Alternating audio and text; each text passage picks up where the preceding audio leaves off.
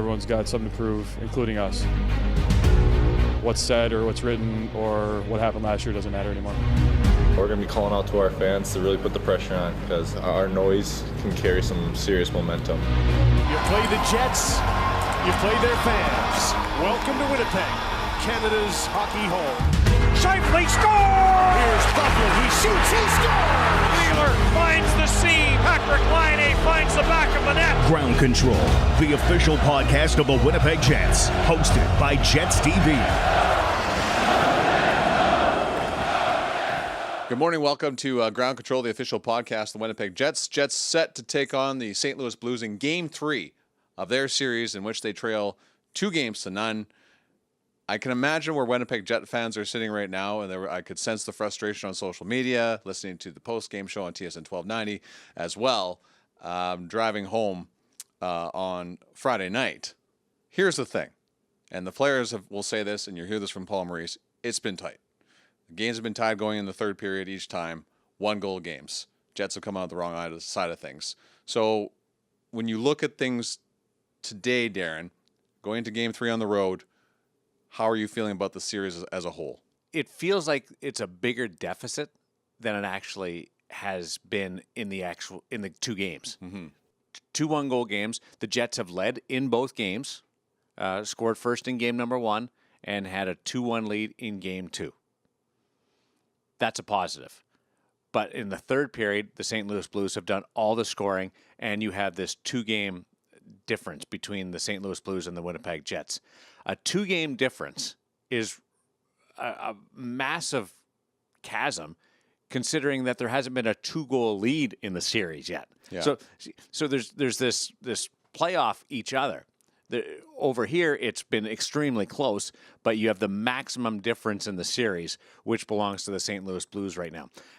How do the Winnipeg Jets reconcile themselves with playing really, really good, and we're the better team in game number 1, and I thought it was more even in game 2, although Paul Maurice liked his game 2 a little bit more, with the fact that you have a 2-game deficit. That's the big challenge for the locker room. That's the big challenge for the coaching staff, to not overreact to a deficit with playing 2 good games. Paul Maurice has been honest throughout, as he tends to be, about one play here, one play there, and we're going to hear from him here momentarily. Zone time for the Winnipeg Jets in game number 1, 4 minutes and 52 seconds, 5:52 in game number 2, so you can see why he liked the game better on Friday night. Their special teams has been significantly better than the St. Louis Blues. Where the Jets are one-sided. It's not even close at this point. 7 for 7, the penalty kill. Power play has been phenomenal since the change to Dustin Byfuglien in game number 2. Where they're lacking, I guess, at this point is even strength and goaltending. Goaltending has been Jordan Binnington coming up with big saves. Yeah. Third period, Mark Scheifele stands out in the final minute, stopping Scheifele off that one-timer. In game 2, it's a tie game going to the third period, and as he came up with some saves, but it was the flip side. The goal that shocked everybody in Ryan O'Reilly scoring off a 1-on-3 that goes 18-hole, and Connor Hellebuck just moves off it with his blocker, and it beats him. So there's one big save and one where Connor Hellebuck 9 times out of 10 would make that save. So that's where the goaltending plays out. It's both excellence at one and one where it's just there's a play that the goaltender needs to come up with a save in that current situation. And there's no other way to sugarcoat that. Connor Hellebuck would consider himself to be of the caliber that he makes that save, and he didn't. And he wants to be the best player. He wants to be the best goalie in the world. Those are the saves. If you want to be the best goaltender in the world, those are the ones you have to come up with. And I find interesting throughout this year, since the beginning part of the season, the Jets have wanted to turn the page on 2017, 2018 for good reason. The expectations are higher, but they're saying this is a new season. But they'll draw on experiences from last year when they see fit. For example, Brian Little said yesterday that we're confident going on the road. We won some big games on the road, especially in the playoffs last year. And that's exactly what they have to do now. Yeah, so that's when you draw on an experience you want. Like, you want to forget about things because that raises the bar a little bit. But that's human nature, Jamie. Like, we all pick and choose. We all cherry pick what makes us feel better. Yeah, Andrew Kopp talks about the defending champions being in an 0-2 hole. Going on the road last year, and that's the Washington Capitals in their series against the Columbus Blue Jackets. I don't think it's really unique to professional athletes. Whatever you're doing on that particular day, you reflect and you flash back and you lean on positive experiences and what might motivate you to be better prepared for a situation. A professional athlete would be ridiculously insane to not do this exact same thing. So why wouldn't you?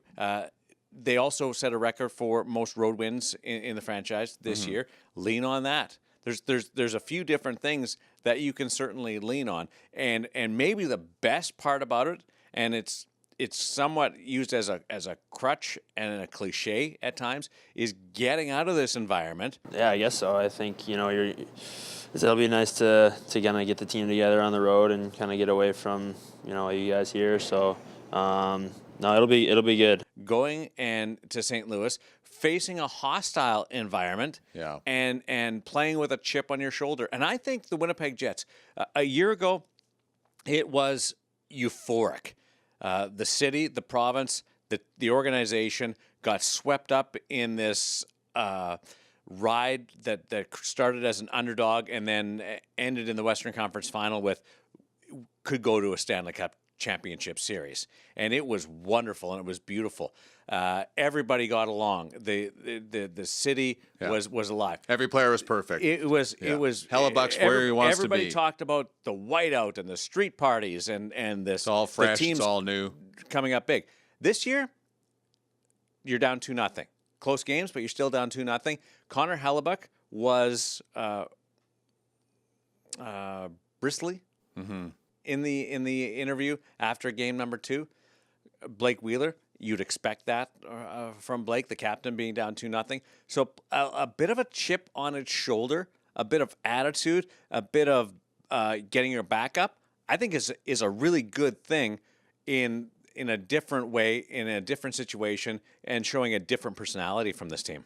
The NHL loves to send out stats every morning through email. Teams that take a 2-0 lead in a best-of-7 Stanley Cup playoff series own an all-time series record of at 86.4%. Yeah. Road, when you go take the first 2 games on the road, 78.3% of the time they go on to win the series.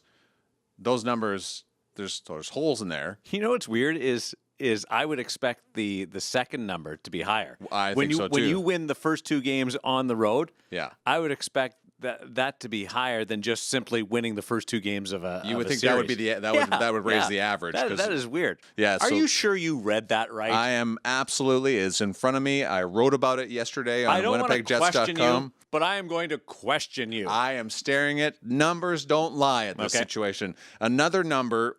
Paul Maurice touched on the fact that St. Louis's area of expertise is opportunities from the slot. Yeah. They had 16 of them in game number 1, limited them to 10 in game number 2. Improvement in that area, but Andrew Kopp points out a lot of St. Louis's goals, if not all of them, in game number 2 came off the rush. Yeah, I felt like their chances were more off the rush yesterday. Pretty much every goal was that way. So, and that's just kind of our details in terms of our forecheck and having guys in the right spots so our D can gap up. Well, it's 4-on-4. Oscar Sundqvist scores blocker side in a furious first 10 minutes for the Winnipeg Jets, in which they were into penalty trouble. And then you look at Sundqvist's his second goal, also off a rush, off a stretch pass, and the winning goal, Ryan O'Reilly coming down the ice as St. Louis completes a change, but he comes down the right side. So interesting also that all 3 were down the right side in those goals. So it's they improved in one area. I would take their game defensively in game 2 over game number 1, and what those stats certainly play that out because the Sundqvist goal, while it was a 2-on-1, the shot was still coming. The goaltender always takes that shot. Hellebuck must have liked his position because there was no real reaction to the play. And then the Ryan O'Reilly puck, we've stated before that Hellebuck makes that save.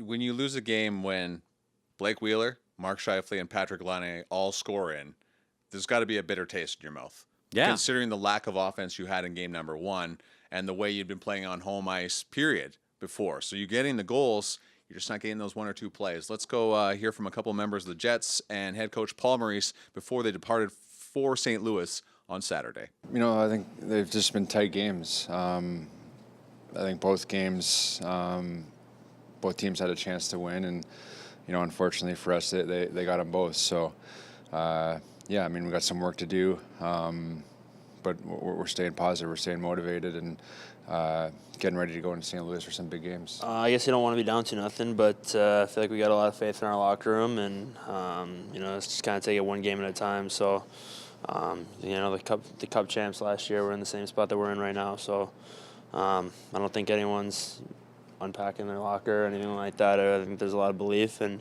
you know, 2 really tight games that kind of could have gone either way. So, you know, we're not in the spot that we want to be for sure, but we're not down and out yet. So it's tight for good reasons. They're battling hard, we're battling hard. There's nothing easy coming for either team. How do you get yourself over that edge? Well, it's 1 or 2 more plays that you think you can make, and they may be breakout plays. I'm not talking about finishing plays, just 2 or 3 minutes left. Like in game 1, the offensive zone time for both teams is about 2 minutes off what they normally get, right? Neither team is getting that time. They're getting closed off. Pucks are getting spit out to the neutral zone. So it's not about opening a game up or what's the secret to getting more. I mean, if you've watched them play in the last 3 months, you're not going to get any more. We've played as well against them right now as most teams, and that's why they're tied going into the third. So we do think there's a couple of places that we can get better at. They will as well. Our special teams have been really good, and we need that to continue. And then we're going to have to find some cleaner exits on some plays we think we can make, and just a little bit more zone time. The best part of these podcasts is when we give to you, our listener, 50 Jets reward points. Go to jetsreward.ca. Honestly, I wake up every day saying this in my sleep. Not waking up, I guess you're not in your sleep, but in my sleep, I'm saying jetsrewards.ca, punching the code word. You're unconsciously saying it. Yeah, and the word is still rivalry. It's not going to change probably till Monday.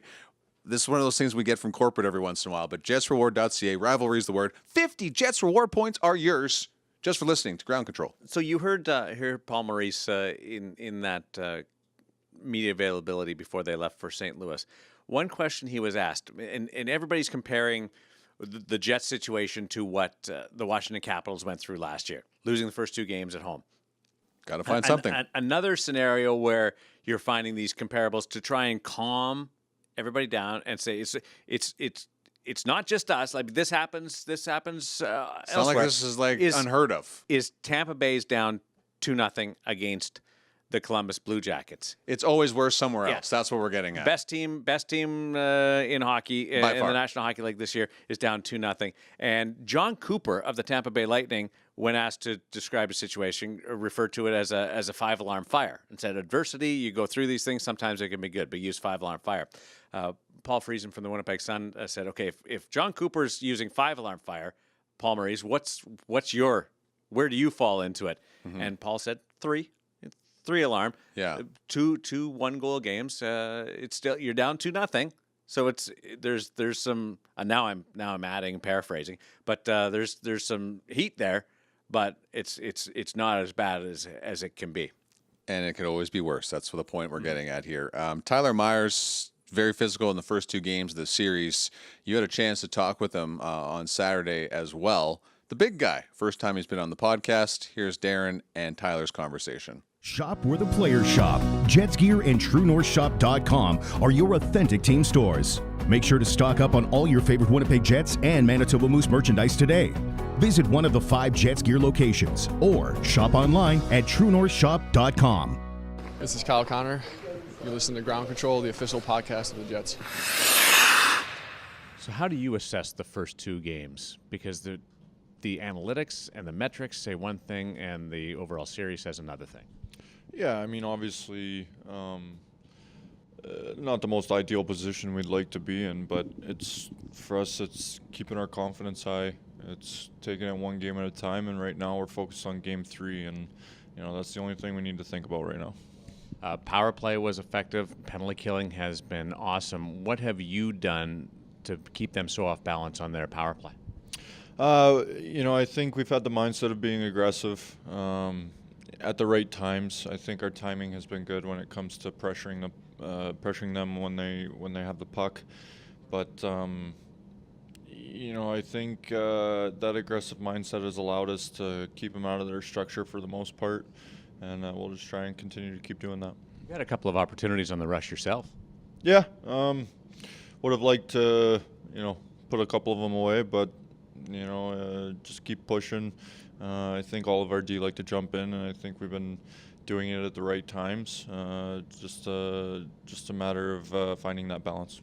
Talk to Jamie a little bit about the first 10 minutes trying to get into a flow and how the early penalties have disrupted that. Is that a legitimate thing, or am I making too much of it? Well, I think it prevents you from gaining some momentum.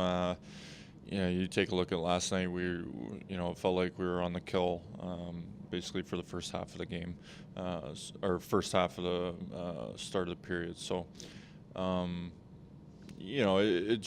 it makes it a little tougher to get into a flow, into a 5-on-5 rhythm. But it's going to happen. Situations like that. And I thought we handled it well. And when we did get a chance to start playing more 5-on-5, I thought we, gained a little bit, gained some momentum, and just didn't go our way. Last year was such a euphoric ride for the city, for the team.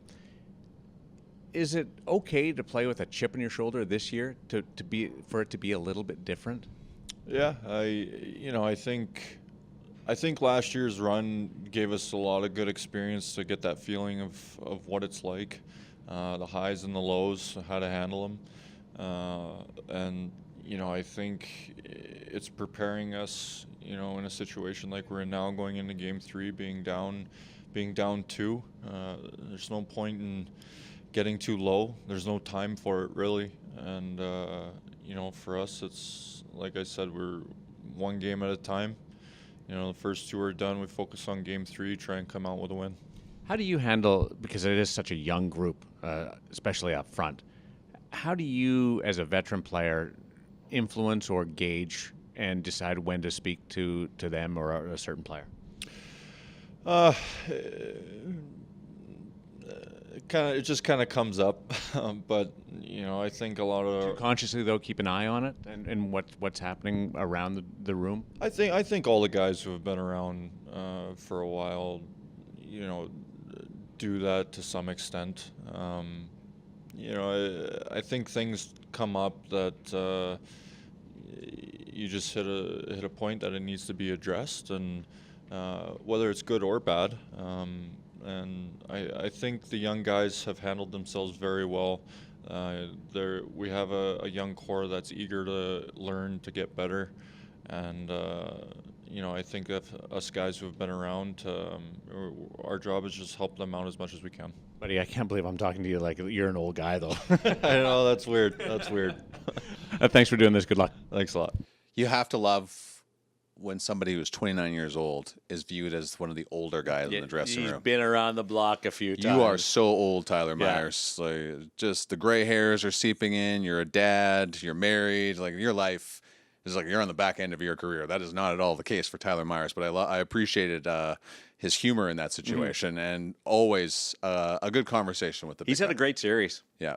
He's been really good, and we talked a little bit about the rushes that he's had too. One coming out the box and has had a couple of opportunities. One area where you look at this is Winnipeg has had a couple of odd man rushes, and Jordan Binnington has been uber aggressive, really coming out. He's picked the spots a little bit. He was really aggressive in the front half of game 2, and then slid back a little bit. I'm curious to see if we start seeing on these odd man rushes where Winnipeg has kept the puck and shot if they start trying to dish it off because of how aggressive Binnington's coming out. There was an optional skate on Saturday.